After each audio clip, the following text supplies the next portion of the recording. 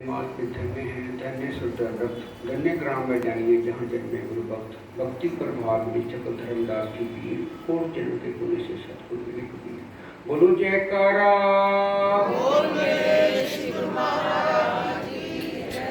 आवाज तो बड़ी बड़ी आ रही है, ये नहीं कहूँगा काम आई है, लेकिन समर्पण भाव में करेंगे। बोलो नंगली निवासी भगवान की, बोलो श्री निजातम भगवान की, बोलो सार भगवान की, बोलो स्वामी जी महाराज की।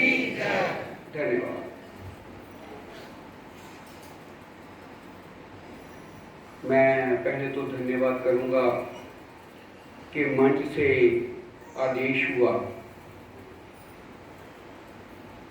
और दूसरी बात हमारे साठ सबर मिशन के परमाध्यक्ष बैठे हुए हैं, इन्होंने एक बार थोड़ी झिड़की भी लगाई थी कि जब हम गुरु महाराज ने हमें एक दो शब्द का नामदान दिया हुआ है, जब उसको एक जपने का समय, ये तो एक होमवर्क है, हम यहाँ पर होमवर्क लेने आते हैं, अभ्यास तो घर जाके होना है, उसकी आदत बनी रहे, इसलिए ये आदत यहाँ बना के रखनी है।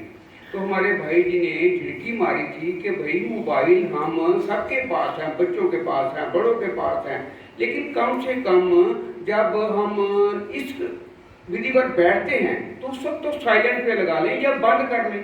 तो आज भी जब मन से आदेश हुआ, विनती करी गई कि भाई साहब अपने मोबाइल को बंद कर,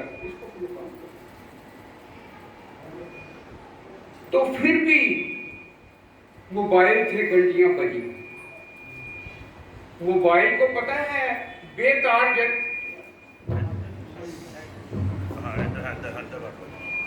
मोबाइल को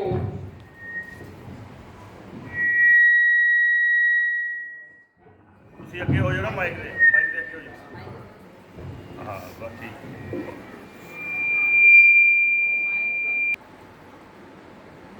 बैठो के दौर में सबके पास है, इसको बेतार यंत्र भी कहते हैं, इसके हम गुलाम बन के बैठे हैं। और एक हमारे भगवान ने, सार भगवान कहें, निजातम भगवान कहें, नंगली निवासी भगवान कहें, उन्होंने भी हमें एक बेतार यंत्र दिया है। जो ये नकली मोबाइल जो है ना, बेतार यंत्र, इससे हम समाज में आपस में बातें करते हैं, गुलाम बन के बैठ गए हैं। एक बेतार यंत्र उन्होंने हमें दिया है, जिसका हम नाम सिमरन नाम रख लें, कुछ रख लें, उसको करके हम ऊपर जाके हमारी बात हो सकती है। लेकिन हम इसके गुलाम बन गए हैं। जिस दिन हमने उस बेतार यंत्र के गुलाम बन गए तो सारी दुनिया हमारी मुरीद बन जाएगी, सारी दुनिया हमारी हमको याद करेगी, हमारी बात करेगी। ये तो आगे मोबाइल की बात। अब मैं बात करूँगा कि हमारे संतों ने, सभी ने शासन किया और सेवा सिमरन पर जोर दिया। मैं आपको उदाहरण देता हूँ एक, क्योंकि जब भी हम मैथ पढ़ते हैं, अंग्रेजी पढ़ते हैं, तो उसके पहले हमें एक उदाहरण दिया जाता है कि अब जो नया चैप्टर है इसका ये उदाहरण है, इसको हल कर लो, सब हल हो जाएंगे। विवेकानंद जी के सेवक बैठे हुए, विवेकानंद जी के पास तांबे का लोटा रोज लेकर जाते हैं, शौच के लिए जाते हैं, उसको आगे अच्छी तरह से मांजते हैं, रोज धोते हैं, उनकी आदत थी। एक दिन एक उनके भक्त ने कहे, शिष्य ने कहे कि स्वामी जी आप इतना समय इसको मांजने पर लगा देते हो, इसको हफ्ते बाद ही मांजा जा सकता है। कहते बात तो ठीक है, हम क्यों समय नष्ट करते हैं इसके ऊपर। उन्होंने उस तांबे के घड़े को मांजना बंद कर दिया। एक हफ्ता बीत गया। कहते बेटा अब जाओ उसको मांज के लाओ। उसने उसको मांजा, धोया, उसका वो रंग ही नहीं आ रहा। उसने उसको रेता भी लगाई, कई कुछ किया, घंटा लगा दिया, तो भी बात नहीं बनी। आ गया, कहते जी ऐसा ही हुआ। कहते अब बता, इसको अगर हम रोज धोते तो आज इसकी ये हाल तो ना हो। हमारे गुरुमाई कहते हैं कि रोज सिमरन करो, रोज सिमरन करो, रोज सिमरन करो, तो वो अपने आप ही आपके नज़दीकियाँ होती जाएंगी और आपका बेड़ा पार हो जाएगा। तो इसलिए, और दूसरी बात, एक और आपको बात बताऊंगा कि सुथरे शाह, उसका नाम सभी ने सुना होगा, वो फकीर हुए हैं। वो कहते हैं जब हमारे गुरु महाराज, हमारे संत कोई ऐसा कौतक सिखाते हैं तो उसके ऊपर हैरान ना हो, हंसे ना, उसकी भी कोई राज है।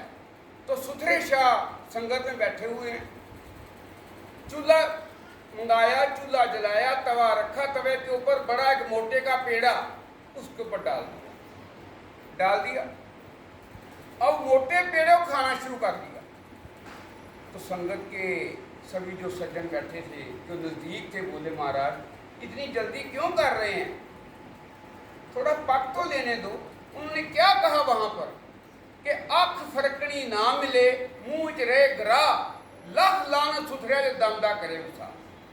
एक तो पता नहीं अगला श्वास आना कि नहीं आना, इस पर ध्यान देना हमने। ये आदमी ना तभी कहा गया है, आदमी दम आ गया तो आदमी लो मुर्दा। एक तो इस बात पर ध्यान दें कि पता नहीं कब सांस पूरे हो जाने हैं। और दूसरा, इस लोटे को हमने रोज मायना है। ज़्यादा नहीं कहूँगा, इतनी बातों को हम ध्यान में रख लो। और मैं तो इनका थैंक यू कहूँगा जो स्टेज से मेरी नाम लिया गया, क्योंकि जो आखिर में बोलता है ना उसकी बात याद रखी जाती है। पहले कोई बोले उसकी याद नहीं रखी, पता क्या क्या बोल दिया। तो सभी ने इन बातों पर ध्यान देना और जयकारा बड़ी जोर से लगाना। बोलो जयकारा। श्री गुरु महाराज। धन्यवाद धन्यवाद धन्यवाद।